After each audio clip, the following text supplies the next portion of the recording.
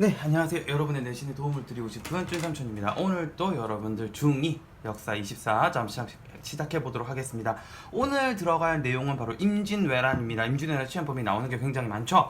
자, 그러면 임진왜란은요, 시험 문제에서 여러분 알아야 될 게 뭐냐면 임진왜란 일어나기 전에 중국, 조선, 일본의 상황, 그리고 임진왜란이 끝나고 난 이후에 중국, 일본, 조선의 상황, 그리고 전쟁 진행 상황이 어떻게 됐는지, 그리고 수군 의병이 어떻게 전쟁을 이겼고 그 전쟁에 이김으로써 어떤 의미를 가지는지 그런 부분들을 알아보도록 하겠습니다. 그러면 임진왜란 일어나기 이전 상황부터 한번 알아보도록 할게요. 자, 표를 하나 만들었습니다. 임진왜란 끝나고 나서 양국 간의 그 상황들을 알아보아야 되기 때문에 칸을 만들어 놨고요. 그럼 중국부터 먼저 설명하겠습니다. 중국은 우리 조선 건국 과정에서 왜 이성계한테 명나라가 천령 이북 땅을 요구를 했었잖아요. 그러면 중국에 있던 나라는 어느 나라다? 바로 그렇죠, 명나라가 되겠습니다. 명이라는 나라가 있었고요. 명나라 위에는 북방민족인 어느 민족이 있었냐면 여진족이라는 민족이 있었어요. 지금부터 우리는 여진족하고 계속 얽힐 거기 때문에 여러분들이 이제 이 여진족이라는 이름은 머릿속에 꼭 넣어둬야 됩니다. 중국 명나라 같은 경우는 이때 당시에 이제 점점 하락세를 보이고 있는 상황이어서 명나라의 상황은 점점 다운되고 있는 상황이었어요. 근데 그걸 노리고 어느 나라가 점점 크고 있었냐면 여진족이 점점 크고 있었던 상황이죠. 요런 중국의 상황에서 우리의 동맹인 명나라의 힘이 약해지고 있었던 상황이었죠. 이제 그런 상황에서 조선은 뭘 하고 있는가 보았더니 일단 조선은 이제 썩을 대로 썩은 고인물이 되기 시작한 거예요. 일단은 나라를 지도하는 양반 계층이 분열이 났습니다. 어떻게 양반들이 분열이 이루어졌냐? 첫 번째는 자, 이제 왕이 선조 때로 들어왔거든요. 이제 선조 때 들어오게 되면은 이제 그 사림들이 이조전랑 임명 문제를 놓고 자기들이 갈라지게 되는 붕당이 형성되고요. 그 이전에는 연산군, 중종, 명종 때 네 번에 뭐가 있었죠? 사화를 또 거쳤어요. 이러면서 양반 계층들이 이제 나라가 외적 침입 없이 크게 안정이 되니까 이제 자기들 밥그릇 싸움 때문에 뭐 국내 상황이 어떤지 뭐든지 몰라요. 또 그리고 더 문제는 나라를 지키려면 군대가 있어야 된다, 그죠? 그래서 조선 시대는 지방군 같은 경우에는 일반 백성들이 이제 군인의 역할도 동시에 했었는데 그런데 들어오는 뭐 수립이라든지 뭐지 이런 것들이 이제 밖으로 줄줄줄 새고 있었던 거죠. 이른바 군역 문란이 벌어지게 됩니다.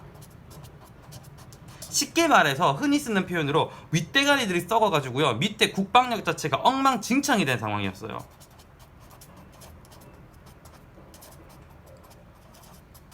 이 와중에 외적이 침입할지도 모르니까 10만 양병, 그러니까 군대를 10만 명 정도 보유를 해놓자라는 안건도 있었는데 왕이 시원하게 또 이거를 걷어차게 됩니다.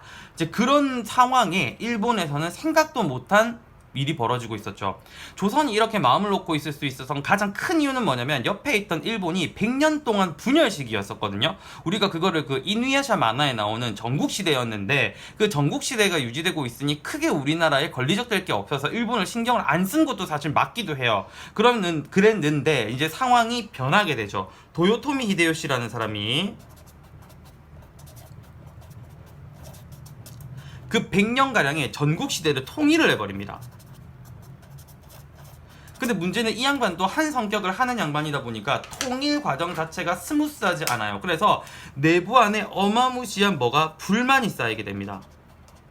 그래서 이 불만을 바깥으로 풀지 않으면 이게 일본 내부 안에서 터질 위험이 너무나도 크기 때문에 자, 대륙도 진출도 해야 되겠고 큰 땅을 먹어야 되겠고 일본은 워낙 지진도 많이 나고 불안한 땅이니까 얘네들 항상 안전한 대륙에 대한 그게 로망이 있거든요. 그래서 대륙 땅을 얻기도 해야 되겠고 내부의 불만이 너무 많이 화약고처럼 쌓여 있으니까 이거를 어디로 터뜨리자? 조선으로 터뜨리자라고 생각을 한 겁니다. 그래서 도요토미 히데요시는 조선 침략을 준비를 하는 거죠. 생각보다 이 도요토미 히데요시는요, 전쟁 준비를 철저하게 해요. 우리나라에 스파이를 보내서 지도라는 지도를 다 따가고 전쟁을 할 것 같다라는 낌새를 몇 번 보였는데 조선에서는 아예 손을 놓고 있었던 거죠. 그리고 이때 일본은 조선을 무력화하기 위해서 조총이라는 무기를 준비를 해서 이제 우리는 이제 창 쓰고 활 쏘는데 얘네들은 뭐 총을 준비해서 전쟁을 준비하고 있었던 상황이 되는 거죠. 이게 바로 임진왜란이 일어나기 직전까지의 세 개의 나라의 상황이었습니다. 그럼 이제 임진왜란이 터집니다. 그러면 어떻게 진행이 되는지 한번 보도록 하겠습니다. 자, 그러면 이제 임진왜란이 어떻게 진행이 될지 지도를 그려서 한번 보도록 할게요. 자, 진행 순서대로 넘버를 매기면서 설명을 할 거니까요. 우리 친구들 자, 한번 잘 따라왔으면 하는 바람입니다. 자, 우리나라 지도가 이렇게 있습니다. 이쪽으로 넘어가면은 여기는 지금 우리 조상들이 살고 있는 조선이고 이쪽에는 일본이 있죠. 일본이라는 명칭은 통일신라 때부터 써왔고요. 교과서에서는 약간 어떤 느낌으로 사용하게 되냐면 정식 국가로 지칭할 때는 일본이라는 명칭을 쓰고요. 그 일본에 있는 해적들이 있죠. 해적들이 침략을 했을 때는 왜구라는 명칭을 써줘서 뉘앙스의 차이를 두기는 했습니다. 자, 아까 앞에서 이야기했죠. 일본은 이제 전쟁을 준비를 합니다. 이유는 뭐라고요? 두 가지가 있다 그랬죠. 어디 대륙 정벌에 대한 의지도 있고, 그 다음에 또 뭐? 일본 내부에 쌓여있는 뭐를 풀기 위해서, 불만을 풀기 위해서 전쟁을 준비하는 부분도 있다고 얘기했습니다. 자, 이제 전쟁 과정 첫 번째입니다. 일본은 대륙 진출이 목적이기 때문에 어디로 갈 거기 때문에 명나라로 곧바로 갈 거기 때문에 길을 빌려 달라라고 이야기를 해요. 그래서 정명가도 이른바 어느 나라를 정벌하러 간다. 어느 나라를 지들이 먹으러 간다. 명나라를 자기들이 이제 침략을 할 거니 자, 뭐를 빌려달라? 길을 빌려달라고 이야기합니다.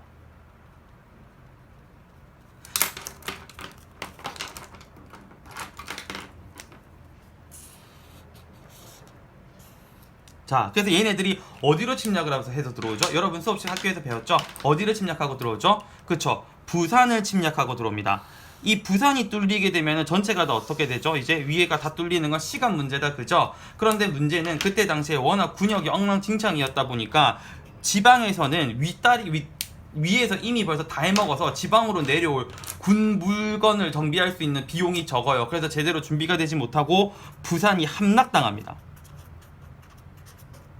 자, 이때 돌아가신 분이 두 분이 있는데 부산에는요, 삼촌 부산 살거든요. 부산에는 아직도 이분을 기리는 동상들이 굉장히 많아요. 첫 번째, 자, 동래성을 지키셨던 송상현 장군부터 먼저 한번 이야기해 볼게요. 이 송상현 장군 같은 경우에는 이제 외적이 침략을 했다라는 이야기를 듣고 동래성으로 이제 백성들을 들어오게 한 다음에 성문을 걸어 잠그고 이제 수비를 준비를 하시는 거죠. 근데 그때 당시에 일본 장군이 뚜벅뚜벅 와가지고 이런 이야기를 합니다. 정명가도라는 딱 얘기를 하면서 길을 비키면 너는 살려줄게라고 얘기를 하는데 아무리 봐도 일본군들이 쉽게 넘어갈 것 같지 않아서 이 송상현 장군님은 부모님한테 자기는 이제 곧 나라를 위해서 죽으니 불효를 하더라도 양해를 부탁드립니다. 죄송합니다. 라는 편지를 쓰고 일본군과 맹렬히 맞서 싸우시다가 전사를 하시게 됩니다. 그리고 이때 그 동래성에서 송상현 장군이가 같이 싸우다가 그 산화하신 우리 그 동래성에 사셨던 조상님들은 동네 쪽에 있는 지하철역 공사할 때 그때 한번 이제 시신들이 엄청나게 많이 발견이 됐었는데 안타까운 거는 뭐 남녀노소 가리지 않고 같이 뒤엉켜서 발견이 된 걸 갔을 때는 얼만큼 일본군이 부산에서 잔인하게 학살을 자행했었는지 너무나도 잘 알 수 있죠. 뿐만 아니라 동래성 근처에 있었던 부산진이라는 성이 하나 있었거든요. 그 부산진 성에도 정발이라는 분이 또 계셨습니다. 이 두 분이서 어떻게든 일본군을 부산에서 막아보려고 열심히 노력을 하시다가 두 분 다 장렬하게 전사를 하셨어요. 그래서 부산이 함락됐다라는 이야기를 듣고 조선의 조정은, 이때 당시 왕은 선조입니다. 조정은 일본군을 어떻게든 여기서 끊어내기 위해서 그때 당시에 최고 장군 중에 한 명을 그 충주로 보냅니다. 충주. 그래서 충주에서 더 이상 일본군이 올라오지 않게 하기 위해서 충주 방어선을 만들게 됩니다. 자, 이 충주 방어선 이야기가 세 번째거든요. 이 충주 방어선 만들었던 장군 이름은 신립이라는 장군이고요. 이 충주 방어선이 구축됐던 지역의 이름을 탕금대라고 부릅니다. 근데 여기 충주 방어선에서 했던 그 전술 같은 경우에는 사실 좀 엽기적인 부분이 많긴 해요. 어떻게 이런 방식의 전쟁을 준비를 했을까라는 얘기도 있을 정도로 정말 그때 상황에 너무 맞지 않는 전술을 하게 되면서 이때 조선에 남아있던 육군이라는 육군은 거의 다 싹 쓸려 나갔다고 생각을 하시면 됩니다. 더 이상 막을 수 있는 전력이 전무해진 상황이 되는 거죠. 쉽게 말해서 여기 나와 있는 충주 방어선이 유지가 된 거다, 붕괴가 돼버린 거다. 네, 충주 방어선이 붕괴가 돼버린 거예요. 자, 그럼 여기 상황까지 우선 설명을 다시 할게요.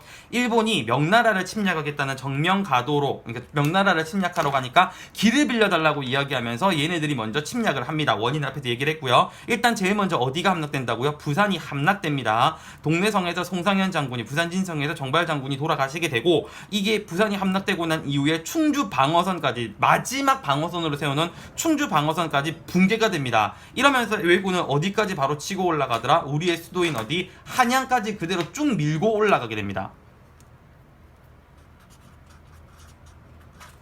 자, 문제는 이렇게 한양까지 밀고 올라왔으면 왕은 막아야 돼요? 안 막아야 돼요? 막아야 되는데, 이 조선의 왕인 선조는 지가 살겠다고 어디까지 튄다?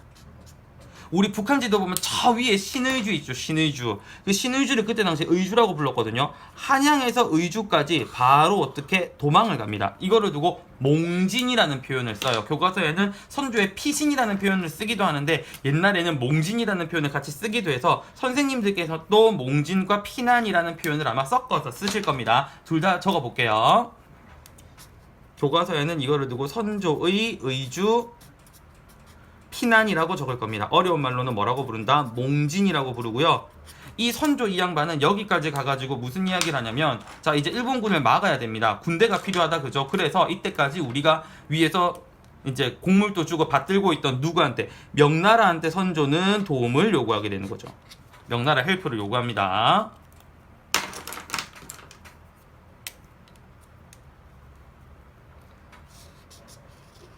근데 문제는 명나라가 이렇게 오기까지 시간이 걸리다 보니까 일본군이 얼마나 파죽지세를 밀고 올라오냐면요. 한양에서 그 다음에 어디? 위에 있는 평양. 평양에서 위에 있는 평안도까지 정말 쉴 틈 없이 일렬로 쭉 그대로 다 밀고 와요. 한양, 평양, 평안도까지 그대로 전부 다 뚫려버린 거죠. 그래서 교과서에서는 이거를 두고 왜고 북상이라는 표현을 사용합니다.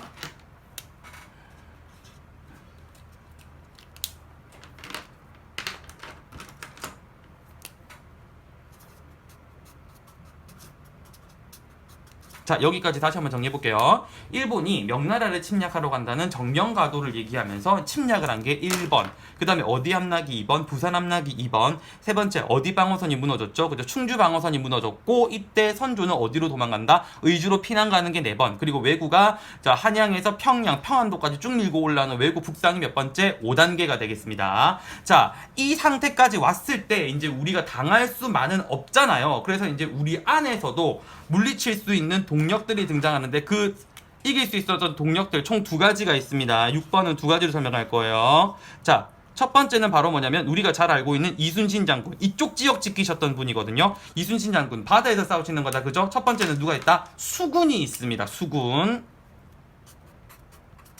두 번째는 육지 안에서 일본군을 교란했던 바로 의병들이 있어요. 이들의 활약으로 이제 여기까지 북상을 하던 왜구들의 이제 활약이 주춤해지기 시작하는데, 우리가 바로 수군과 의병의 활약을 얘기를 안 하고 넘어갈 수 없기 때문에 수군부터 먼저 보겠습니다. 자, 여러분 알다시피 이때 수군을 이끄셨던 장군님이 누구죠? 그렇죠, 이순신 장군님이죠. 이순신 장군님은 이쪽에 있는 전라도 지역이 있죠. 전라도 지역의 전체 수군을 원래는 담당을 하셨던 분이에요. 그래서 이순신 장군님이 임진왜란 때의 이제 상황을 먼저 보게 되면은, 임진왜란 때 첫 크게 2가지 전투를 얘기할 수 있습니다. 옥포해전이 있고요. 그 다음에 어디 회전이 있냐면 한산도 대첩이 있습니다. 자, 옥포 대첩과 한산도 대첩이 각기 가지는 의미는 뭐냐면, 옥포해전은 이순신 장군님이 처음으로 승리를 하신 거예요. 그 다음에 한산도 대첩 같은 경우에는 여러분들 그 유명한 배는 수는 적은데 일렬로 쭉 늘어서 가지고 물살이 빠른 곳에 들어가서 일본군이 그 좁은 틈으로 들어오게끔 만든 다음에 거기서 계속 대포를 쏘셔가지고 이제 애들을 이제 아주 엉망진창으로 무찌르시는 거죠. 하객진으로 굉장히 유명한 이야기입니다. 자, 그래서 이 2가지 해전이 임진왜란 과정에 있었던 전쟁이고요. 이 외에도 시험에 가장 많이 나오는 게 뭐냐면, 이순신 장군님이 이끄시는 수군의 승리가 우리 임진왜란에 어떤 의미를 가져왔냐라고 얘기하는, 지금부터 설명하게 될 바로 이 의의 부분, 이 의의 부분이 여러분들 시험에 엄청나게 자주 나오는 단골입니다. 그래서 이건 여러분들이 꼭 정신을 똑바로 차리고 들어주셔야 되겠죠. 자, 이쪽이 지금 우리가 전라도 지역이다, 그죠? 전라도 지역하고 요쪽 지역, 요쪽 밑에 지역을 일본군이 들어오지를 못합니다. 왜? 누가 다 막고 있었기 때문에, 이순신 장군님이 다 막고 계시기 때문에. 근데 정말 감사하게도 요쪽 서해안하고 남해안 겹치는 이쪽 지역 있죠, 이순신 장군님이 지키시는 이 지역, 이 지역은 우리나라에서 가장 쌀이 많이 생산되는 지역이에요. 그러면 이순신 장군이 이쪽 바다와 이쪽 바다, 그러니까 서해안하고 남해안을 제대로 커버만 해주시면 쌀 생산에는 크게 문제가 없어진다라는 이야기예요. 근데 이순신 장군님께서는 정말 노련하시게 이쪽 바다와 이쪽 바다를 다 점령을 하시고, 일본군이 넘어올 수 있는 백길이 여기밖에 없죠. 일본군이 오면 여기서 배 없애버리고, 일로 오면은 배 없애버리는 거예요. 임진왜란 때 일본군이 했던 가장 큰 실수는 뭐냐면, 이 안에서 식량을 해결을 하는 게 아니라 보급선으로 가져와서 그거를 식량을 올려보내서 전쟁을 하는데, 이 배를 싣고 오는 배를 다 때려 부수는 거예요. 쉽게 말해서 여러분들은 어떤 상황이냐면, 이순신 장군이 어떻게 하신 거냐면, 여러분들 교실에서 급식을 먹어야 돼요. 근데 이순신 장군님이 여러분 교실로 오는 급식차를 다 발로 차서 없애버리신 거야. 그럼 여러분들 밥 먹을 수 있어, 없어? 못 먹죠. 배 쫄쫄 굶어야 되는 거예요. 그래서 이순신이 일본군 애들 급식차를 없애버리니까 얘네들 진격 속도가 어떻게 늦어지기 시작하는 거죠. 그래서 이순신 장군님의 전투의 의의를 첫 번째부터 보면, 외구 애들, 이 급식 외구 애들 밥차를 끊었어요. 이른바 외구의 무슨 노를 차단했다? 외군의 보급로를 차단합니다.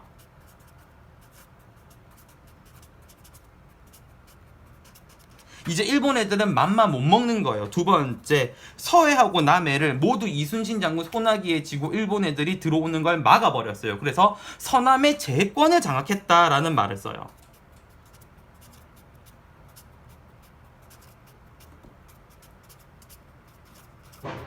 이른바 이순신 장군께서 서남해를 모두 쥐고 흔들어 버리시는 바람에 일본 애들이 우리나라 들어와가지고 깝죽거릴 수 있는 확률이 점점 어떻게 낮아진다라고 이야기를 하는 거죠. 아이고, 제해권이 이게 아니죠.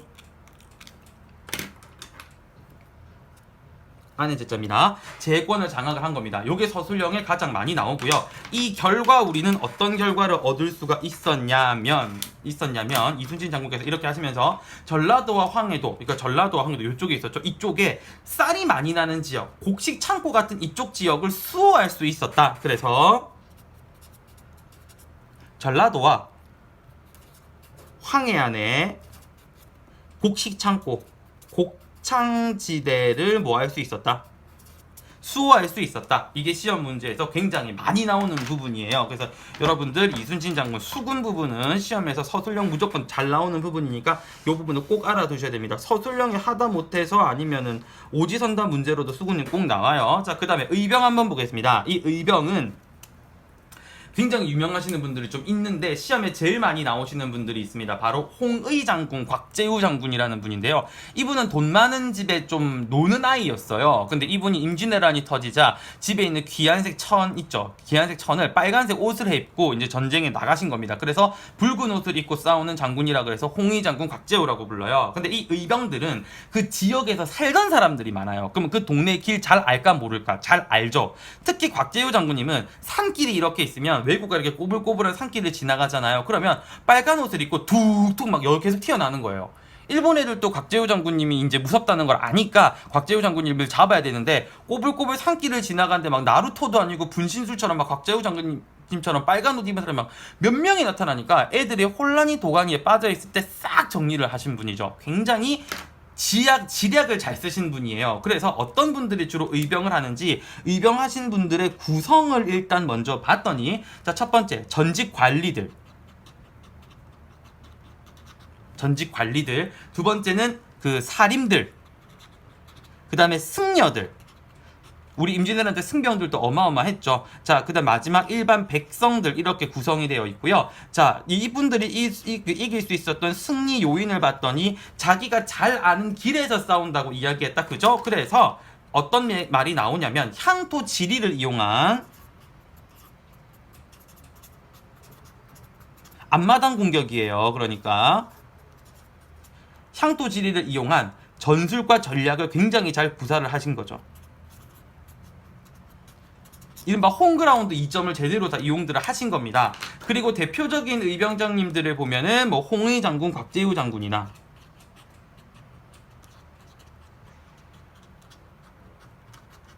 뭐 아니면은 뭐 그 서산대사나 그 다음에 뭐 사명대사. 근데 이 서산대사님은 휴정대사님이라는 말로 나올 때도 있고요. 이 사명대사님은 유정대사라는 이름으로 나올 때도 있습니다. 이분들이 나중에 또 임진왜란 끝나고 그 포로 교환하는데 또 큰 일을 하셨기 때문에 이름들이 나와요. 이 이외에도 고경명이라는 장군님도 얘기가 나오고요. 조헌이라는 장군님도 나오고 굉장히 많은 그 의병장님들이 일본 애들의 발목을 잡고 늘어지신 거죠. 그래서 정규군은 탄금대 때 거의 다 날라갔다고 보면 되는 상황이고요. 지금 요 상황에서 이제 일본군의 진격을 늦출 수 있었던 거는 바다에서는 수군, 육지에서는 의병, 이렇게 이제 일본군의 발목을 잡고 늘어지게 되는 거죠. 그래서 이렇게 일본의 진격 속도가 느려지는 와중에 이제 드디어 누가 참전을 하게 되더라. 그렇죠.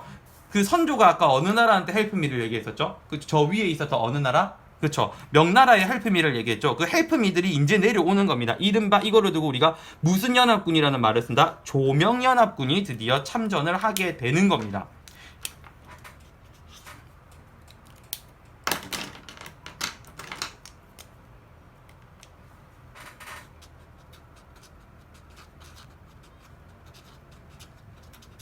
그래도 그나마 다행히로 땡큐한 게 이 조명연합군이 밀고 내려와서 어디까지는 회복을 지켜주냐면요, 평양까지는 회복이 돼요. 그래서 8번은 평양 회복입니다.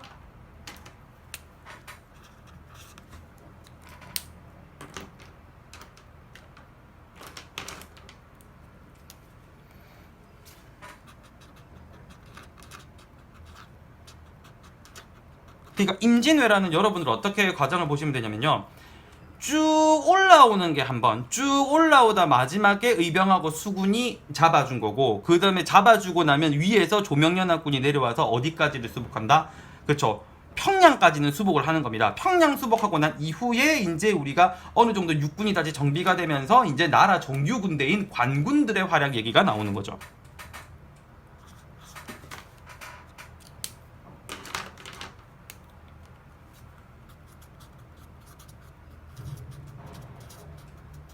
자, 이 관군 활약이 가장 대표적으로 얘기가 나오는 게 그 성벽 위에서 전투를 하는데 이제 그 화살하고 이런 게 없어가지고 여자분들이 앞에 행주 앞치마에다가 돌을 날라서 갖다 주면 그 성벽 기어오르는 일본군들한테 돌을 던져서 싸웠다고 얘기하는 그 행주 대첩.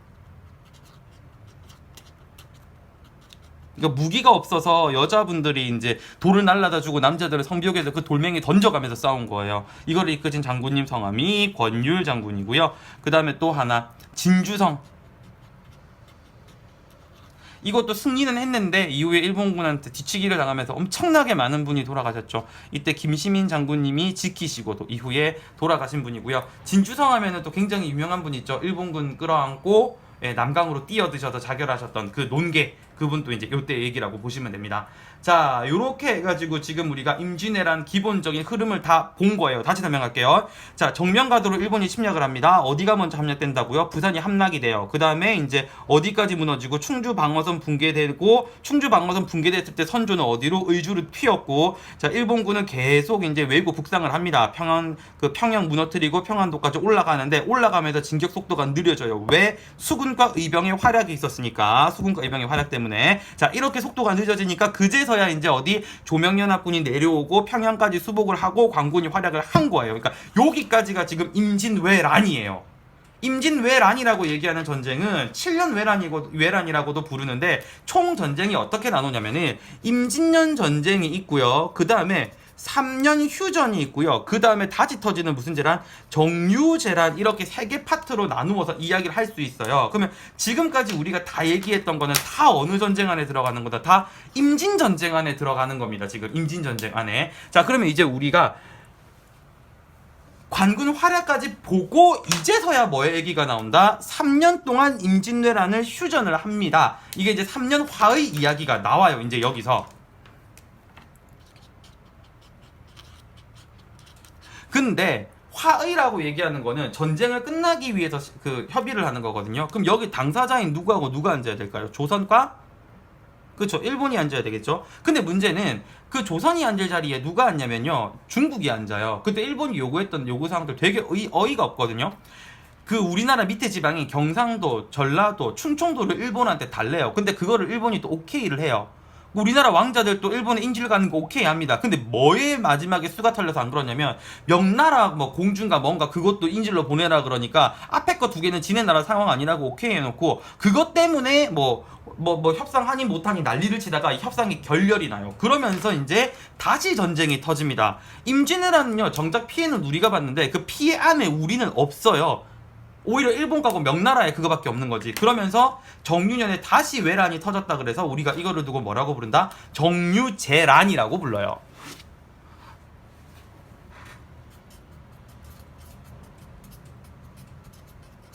이 정유재란은 그나마 다행이었던 게 아직 조선 안에 무슨 군대가 남아 있었기 때문에 조명연합군이 일단 있었고요.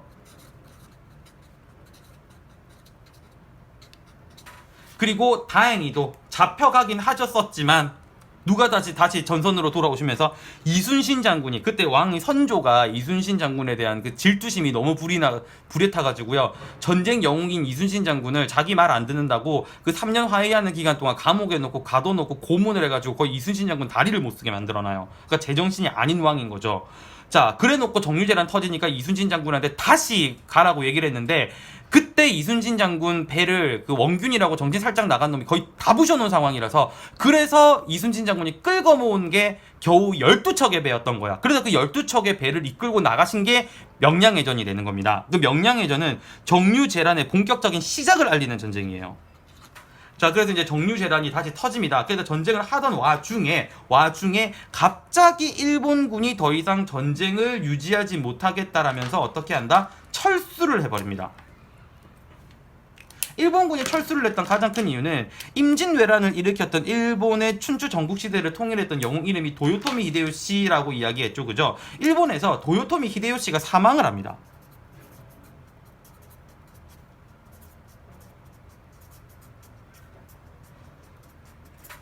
그러니까 도요토미 히데요시가 정권 자체를 클린하게 잡은 사람이 아니다 보니까 이 도요토미 히데요시 반대파들도 상당히 많았고요. 그 도요토미 히데요시를 따르던 사람들도 도요토미 히데요시의 죽음이 바로 알려지게 되면 자기들 목숨까지 위험해지니까 도요토미 히데요시가 죽고 나서도 얼마 정도 그 죽음을 숨겼다가 이제 나중에 발표를 하면서 도요토미 히데요시 집안은 거의 다 목이 따이고 난리도 아니에요. 그러면서 이제 더 이상 도요토미 히데요시가 없어서 전쟁을 할 이유가 없으니까 왜군이 철수를 합니다. 이제 길고 긴 임진왜란이 끝이 나 보이는 거죠. 그리고 마지막으로 이제 도망가는 일본 군들을 이제 정리를 하면서 남은 왜구 잔존들을 격퇴를 하면서 임진왜란이 끝이 나게 되는 거죠.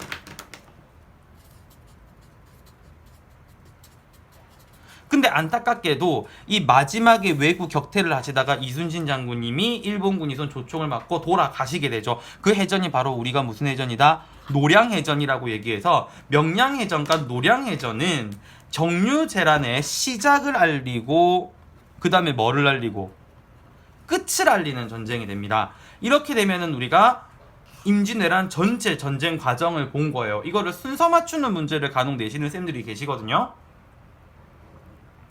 그래서 여기서 나오는 문제들이 이제 크게 나오는 것들이 이 전쟁 순서, 진행 순서 맞추는 문제도 있고 의병에서 요 부분에서 문제를 내실 수도 있고 요쪽에서 문제를 내실 수도 있어요. 그래서 여러분들은 봐야 될 부분들은 분명히 여기 녹색 부분 있죠. 요 부분들은 문제가 정말 잘 나오거나 서술형으로 꼭 나오니까 꼭 봐주시는 게 좋고요. 요 임진왜란 전체 올라가는 과정, 내려가는 과정, 그 다음에 3년 화의를 하고 다시 정유재란이 시작되는 요 3단계 과정을 잘 나누어서 여러분들이 봐두셔야 될 겁니다. 자, 그러면 임진왜란이 끝나고 난 이후에 조선과 중국과 일본 이 세 개 나라에서는 어떤 흐름이 존재하고 발생하게 되는지 한번 보도록 할게요.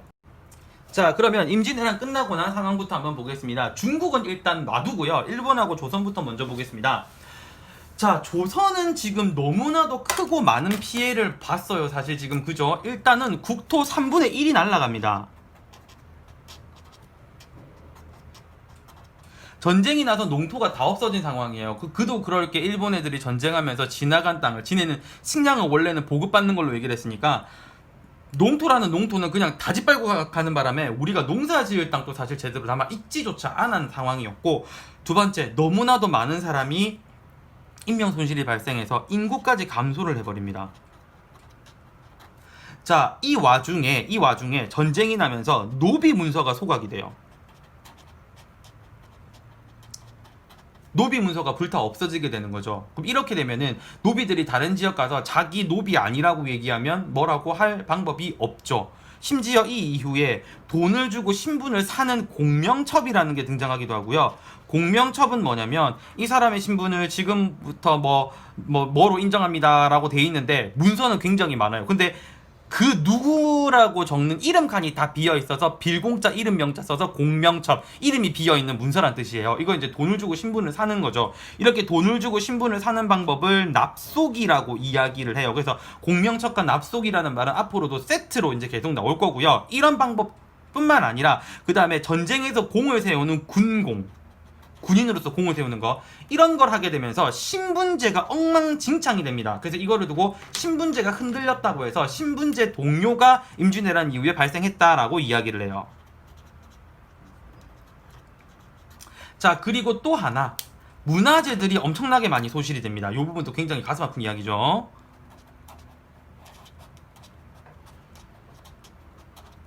이때 소실된 문화재로 가장 대표적인 거는 그 실록책을 보관하던 사고, 건물이 좀 많이 건물이 불타서 없어졌어요. 근데 다행인 게 안에 있던 왕조 실록들은 춘추관 사관들이 그 전쟁터에서 다 짊어지고 그거를 이제 목숨처럼 여기시고 그 책을 살려내시는 바람에 그 실록은 남아있고 그 보관하던 사고 건물만 불이 탔고요. 그 다음에 이제 경주에 가면은 가장 우리 유명한 절이 하나가 있죠. 불국사도 소실이 됩니다. 일본군들이 전쟁에 불을 지르면서 그 짓을 한 거고요. 그리고 일본 애들이 제일 많이 집어간 두 가지가 있는데 바로 성리학 서적하고요. 그 우리나라 도자기 있죠.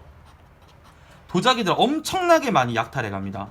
그러면서 우리나라에서 제일 많이 잡아간 사람이 성리학자하고 도공들을 엄청나게 많이 잡아가서 임진왜란을 두고 다른 전쟁이라고 얘기 부를 때 도자기 전쟁이라는 명칭도 써요. 이 이후로 일본에서 엄청나게 많은 도자기가 발달하게 되거든요. 자, 그런데 일본은 도요토미 히데요시 죽었죠. 도요토미 히데요시에서 이제 다른 사람으로 정권이 바뀌었습니다. 도쿠가와 이에야스라는 사람이 집권을 합니다.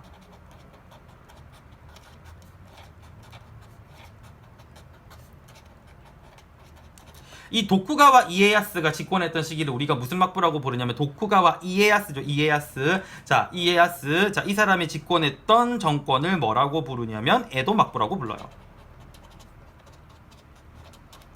자, 이 에도 막부, 여러분 중2 때 시험 범위에 들어갔던 내용이고요. 에도 막부도 나중에 뭐 고등학교 올라가서 세계사 뭐 이런 거 배우면 엄청나게 많이 나옵니다. 그리고 일본에서 성리학자가 도자기가 도공이가 워낙 많이 잡아가면서 얘네들이 이른바 문화가 발달하게 돼요. 자, 근데 여기서 웃긴 일이 벌어집니다. 지금 전쟁 일으켰죠. 전쟁 일으켰는데 일본에서는 우리가 뭐 전쟁을 일으키려고 일으킨 것도 아니고 우리 일본 사람이 다 그거를 원했던 것도 아니고 도요토미 히데요시가 지 혼자 지 맘대로 한 겁니다. 그러니까 우리 용서 좀 해주시고 문화 좀 전파 좀 해주시고 다시 사이좋게 지냈으면 좋겠습니다 라고 이야기를 해요. 이른바 도쿠가와 이에야스는 국교 회복 요청을 합니다.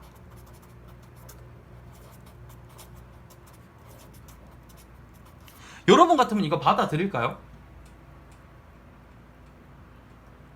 그렇게 많은 난리가 났는데 일본에 가면요 지금 또 이비무덤이라고 해가지고요 임진왜란 도중에 일본군들이 그 우리나라 사람 머리를 가져가면 그거를 이제 돈으로 바꿔줬었거든요. 근데 그게 이제 사람 머리가 너무 무거우니까 귀하고 코로 바꿔줬어요. 그러니까 생사람 잡아가지고 코 귀만 잘라도 3인분이 되니까 그거 귀하고 코를 엄청 잘 나갔어요. 그래서 그걸 모아놔서 무덤을 만들어 놓은 게 일본에 있는 이비무덤이 있어요. 근데 이런 나라가 우리나라한테 국교 요청합니다. 회복하자고. 근데 조선은 쿨한 건지 아니면 국민들의 고통 따위는 관심이 없는 건지 국교 회복 요청한다고 그거를 받아두고 통신사를 또 파견을 해요. 근데 더 문제는 잡아갔던 사람들을 안 돌려줘서요. 아까 우리 의병장 중에 유정스님이 있어요. 유정스님. 그분이 가셔서 포로를 다시 송환을 해오세요. 우리가 이렇게 번거로운 일을 알아서 했어야 되는 거예요. 전쟁은 지들이 일으켜놓고, 일본이 전쟁은 지들이 일으켜놓고 우리는 모르겠다라고 손을 떼는 거는 예나 지금이나 저 족속들은 일의 변화도 없습니다. 원래가 저 따위로 생겨쳐 먹은 민족인 거예요. 자, 그리고 중국 같은 경우에는 가뜩이나 깔아앉던 명나라 임진왜란 때 과도하게 도와줬다가 나라가 거의 부도 직전까지 갑니다.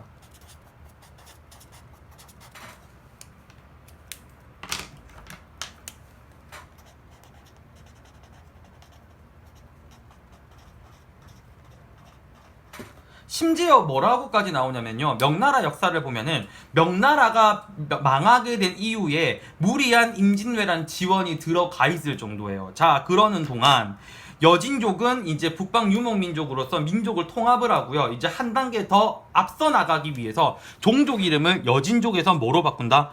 만주족으로 종족 이름을 바꿉니다. 그리고 나라를 후금이라고 짓고 나라까지 세워요. 그러니까 명나라는 끊임없이 추락하는데 여기 나와 있는 만주족은 점점 더 어떻게 되는 겁니까? 끊임없이 이제 성장을 하고 있는 거죠.